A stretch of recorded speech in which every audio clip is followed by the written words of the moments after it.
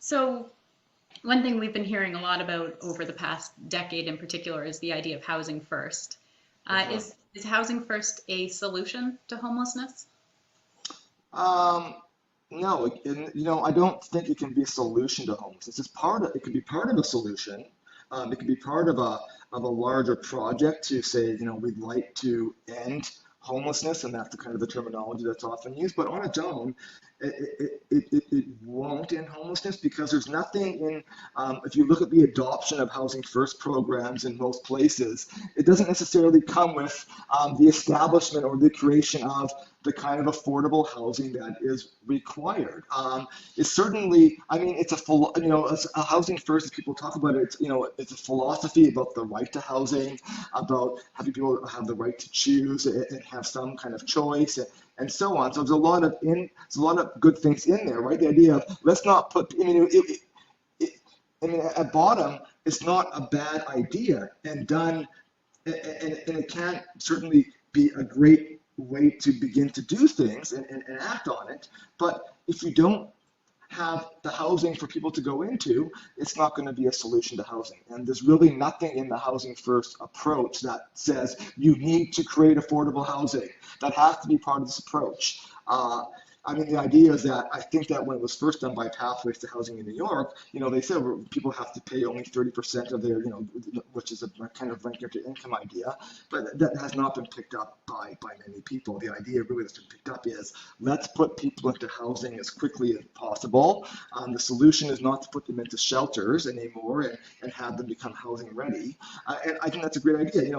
People think this is a completely original idea, but back, I study a lot of Toronto stuff. And back in the early 1980s and mid 1980s, when people were mobilizing around homelessness, which was growing in Toronto, the slogan of activists in the 1980s was housing, not hostels.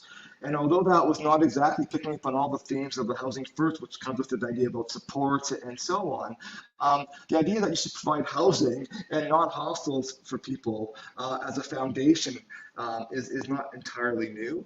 Um, but alone, if you don't have the housing, it can't be on its own a solution. So it can be part of a solution. As an idea, as a systems approach, providing people with housing first, not putting them into emergency shelters as much as possible, and getting them into housing, and then from housing, provide them the supports that they need, meet them where they're at, try to deal if they have addictions or mental health issues, provide those supports once in housing. That's key, but you need the housing, and nothing suggests to me that that's part of the process of producing housing first programs in many of the places in which it's being implemented. But I think that if you look at some of the major studies that have been done, and the one that comes to my mind is the Mental Health Commission of Canada study, which is the biggest one done in Canada and really perhaps the world. Even there where they had